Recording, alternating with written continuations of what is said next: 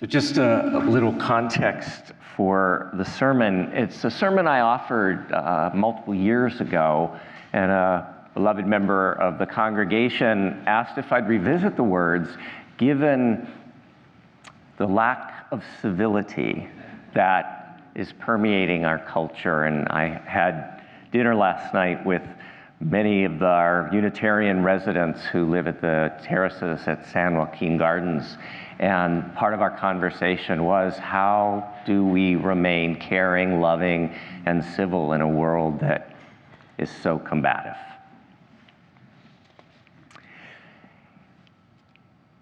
I have come into this world to experience this.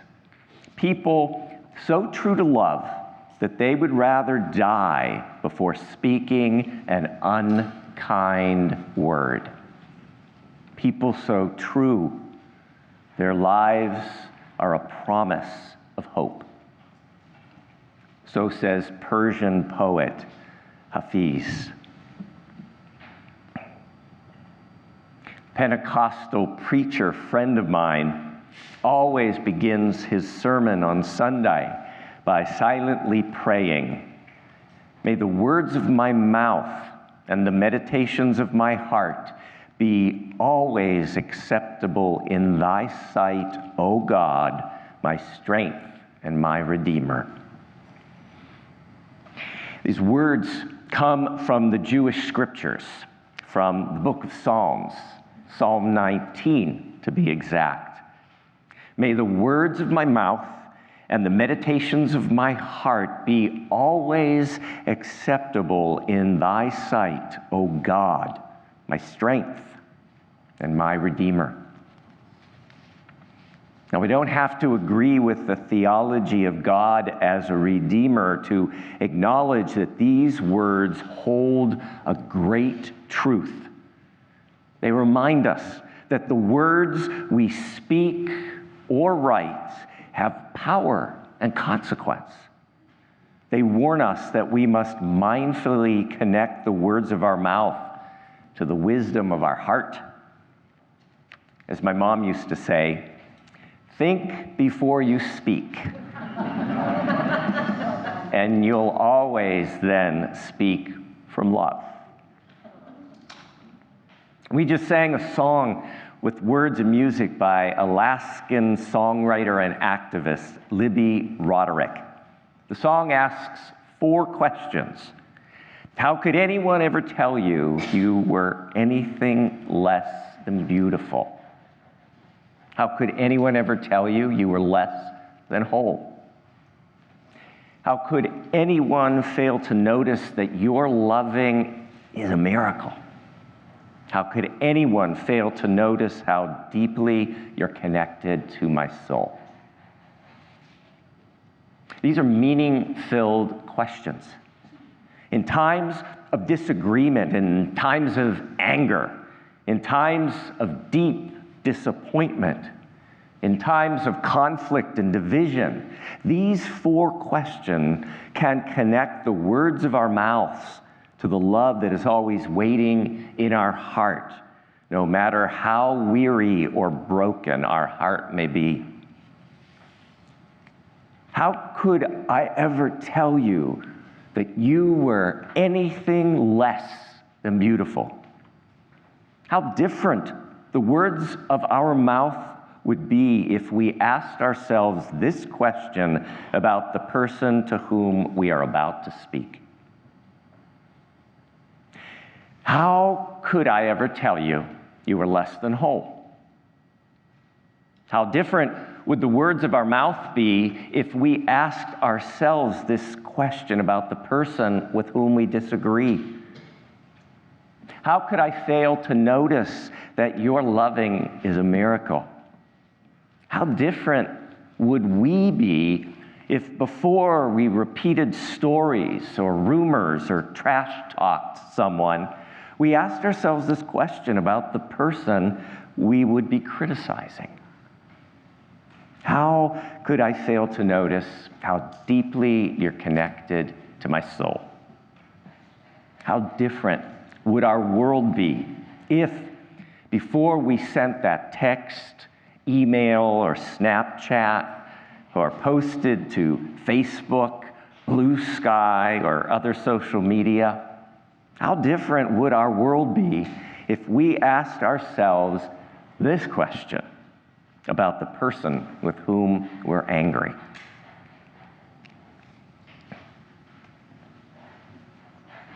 How could I ever fail to notice how deeply you're connected to my soul?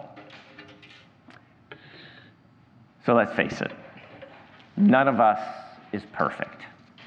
Are there any perfect people here today?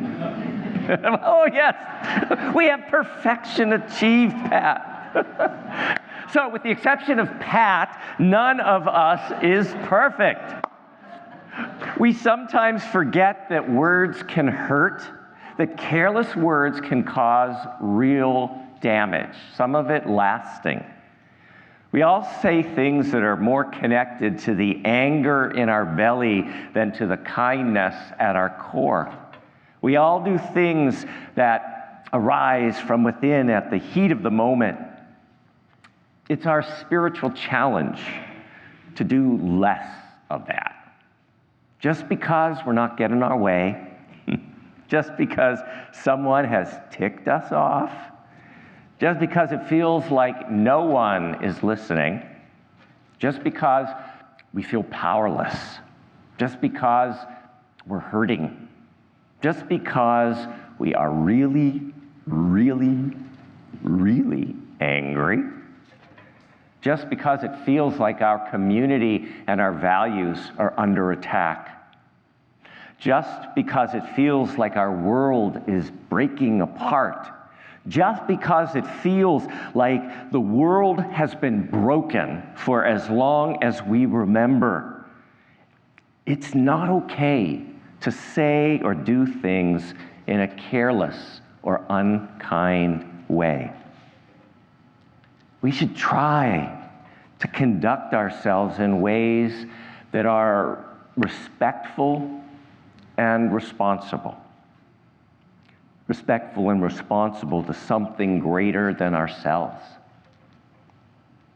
In other words, to paraphrase that passage from Psalm 19, making it a little Unitarian Universalist, may the words of our mouth and the meditation of our heart be always acceptable to the great love that strengthens and sustains us. Could we just say that together? May the words of our mouth and the meditations of our heart be always acceptable to the great love that strengthens and sustains us all. Dear ones, that is not an easy task. How do we speak the truth in love? How do we speak from that great love when all we really want to do is use language that is heated, hard-hitted, and uncensored? Does anybody ever feel like using language that is a little bit like that? Okay. In moments like that, Unitarian Universalism asks us to remember the principles and values which make up the core of our faith. We are called to treat each person as if they had inherent worthiness and dignity, and to uphold compassion in our human relations. This is really hard stuff. Treat each person, not the people we like, treat each person as if they had inherent worthiness and dignity. Uphold compassion in our human relations. Our faith holds us to a high standard. It doesn't say we shouldn't speak or speak out or protest with a holy rage, but it does call us to be responsible for what we say to or about others. It calls us to be responsible for what we do to others. Unitarian Universalism says that even if there is savagery in society, we must tame the savagery within us. Could we just say this? Treat each person as if they had inherent worthiness and dignity. Uphold compassion in our human relations. There's an old teaching story attributed to a Native American tradition. An elderly member of the Cherokee tribe was talking to his granddaughter. He said to her, "A fight is going on inside me. It is a terrible fight, and it is between two wolves." There they are. One wolf, says the grandfather, is vicious. She is fear, anger, envy, sorrow, regret, greed, arrogance, self-pity, resentment, lies, false pride, competition, superiority, and ego. Now, the other wolf is kind. She is joy, hope, peace, love, sharing, humility, compassion, trust, empathy, generosity, service, and forgiveness. The old man looked in his granddaughter's eyes and said, "This same fight between the two wolves is going on inside you and inside every other person too." His granddaughter thought for a moment and then asked, "Which wolf will win?" The grandfather replied, "The one you feed." I believe that the reason we come to church, the reason some of us yearn to become part of a spiritual community, the reason that we bring our kids here, the reason some of us stay once our kids are grown, the reason we embrace Unitarian Universalism is that we want to feed our spirit in positive ways.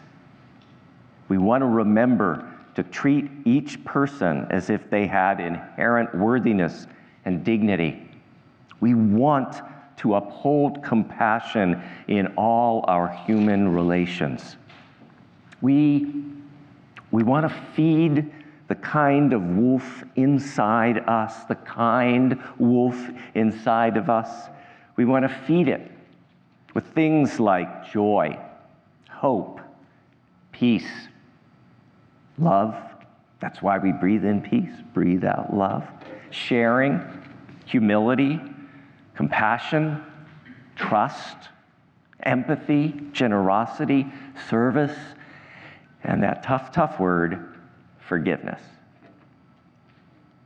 Poet Gregory Orr writes, "Let's remake the world with our words, not frivolously, nor to hide from what we fear, but with purpose. Let's remake the world with our words." Some 700 years ago, the Persian Muslim mystic Jalaluddin Muhammad Rumi offered a tool for us to use to purposely remake the world with our words. Rumi wanted to help us ensure that the words of our mouth and the meditations of our heart would be always acceptable to the great love that strengthens and sustains us all. Rumi didn't know what we were going to be facing today exactly, but I think he knew sometime in the future someone could use these words. So what Rumi did is he proposed a 3-part test with which to measure the integrity of the words we speak, a test in which our words pass through 3 questions before they could be released into the world. Rumi said, "Before you speak, let your words pass through these 3 gates. At the first gate, ask yourself, is it true? We'll just stop there for a moment. Is it true? At the second gate, ask, is it necessary? Pause there. Is it necessary? At the third gate, ask, is it kind? Is it true? Is it necessary? Is it kind? Could you say that with me, please? Is it true? Is it necessary? Is it kind? Before we speak, before you speak or write, ask yourself, is it true? Is it necessary? That one's a good one. Is it necessary? Is it kind? Are the words that I am about to speak or write true? Are the words that I am about to speak or write necessary? Are the words I am about to speak or write kind?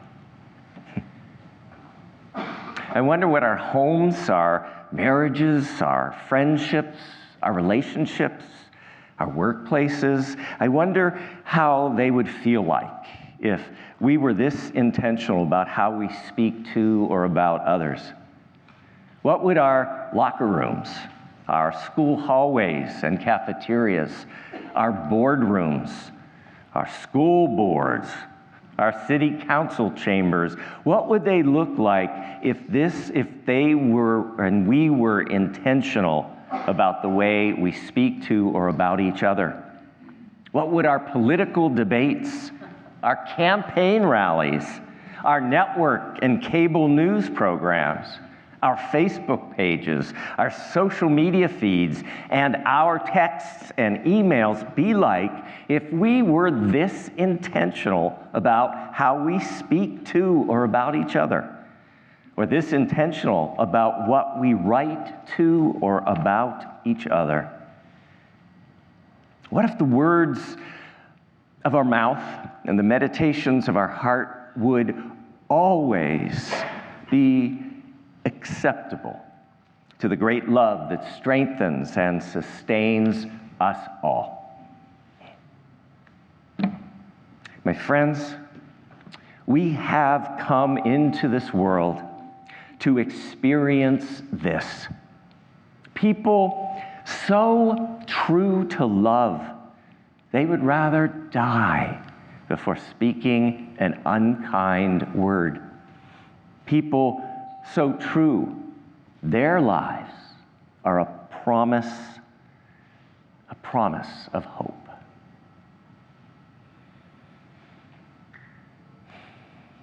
Que así sea, bendito sea. May it be so, blessed be. Amen.